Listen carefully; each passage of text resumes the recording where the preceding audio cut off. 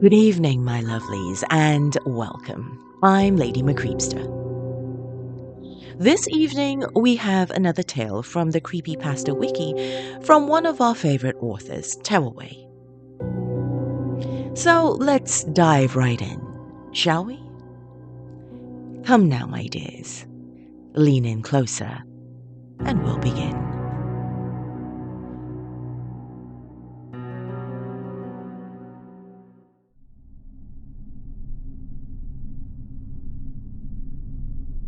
It's hard to know how long I've been drifting. Bobbing, ebbing, flowing with the mostly gentle current. The fact that I know anything at all boggles the mind that I should no longer have access to. It feels like an eternity ago, the point at which I wasn't soaking wet. In fact, I'm not totally sure I remember what it was ever like to be dry. Despite the horrible feelings in my gut, the bloating and pressure, I don't feel any real discomfort. Not like before, at least. The worst thing I'm capable of remembering is also my strongest recollection. Everything before it feels like a conjured dream, with details that don't quite add up. Like a puzzle with improperly shaped pieces. I think at some point, I was in love, but maybe that's just the gas. That terrible aforementioned memory is what, I suppose, led me to becoming so wet. I remember thrashing turning to splashing, screaming turning to gargling, and a strange, salty taste in my mouth. My feet felt as though they were entombed in concrete, a nemesis to my own body. All that movement, struggling, and action, all for nothing. God, how I wish I could move just even the tiniest bit. I'd absolutely love to turn my head, to be able to take in my surroundings, but honestly, I'd settle for a twitch of my pinky. To paraphrase the Lizard King himself, I was down so goddamn long that everything looked like up to me. I knew, once I woke in this state, which way was up in a literal sense, as it was the opposite of where my body lay. That is, until the gas pains, if you can truly call it pain, began. Shifts and changes, twists and turns of the current liberated my shackled feet. I'm not sure how.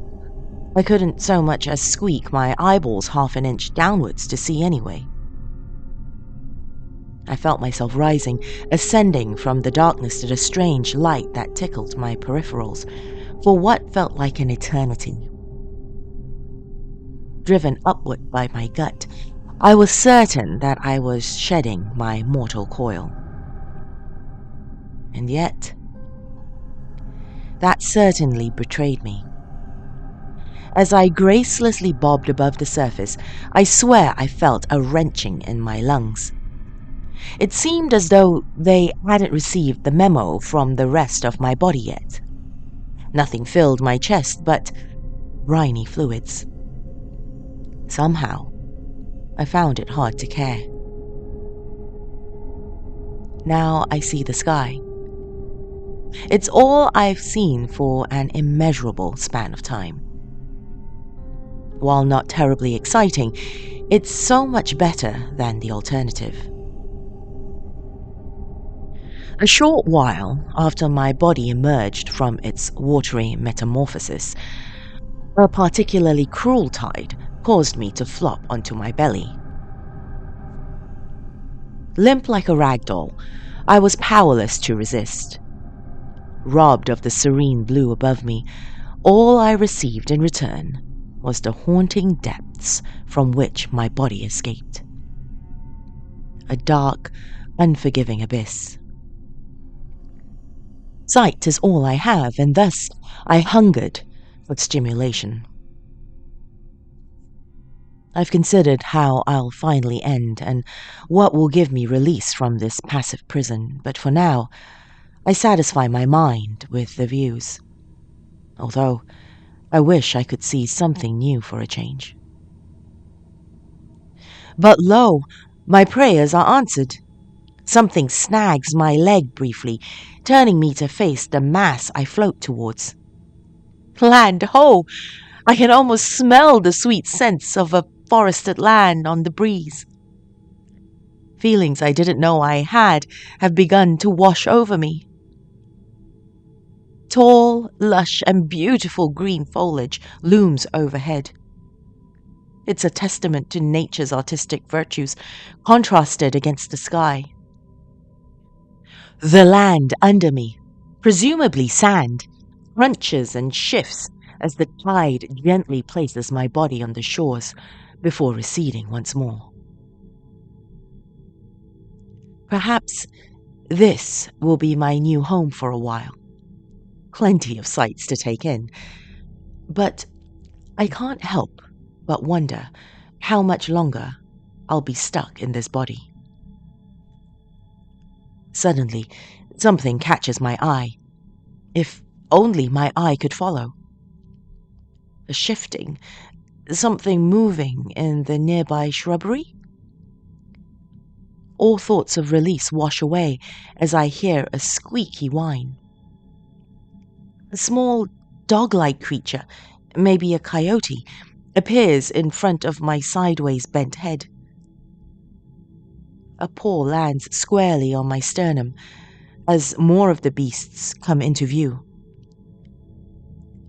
The first one's snout is right in front of my face, blocking my view. All I see is saliva dripping down pointed fangs as I feel a small twitch in my pinky finger.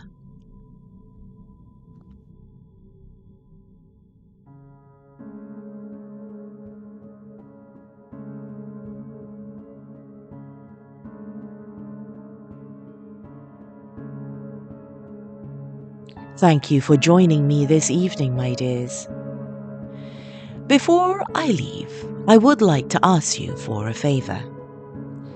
A dear friend of mine has started her own YouTube channel called Meditation and Work Music.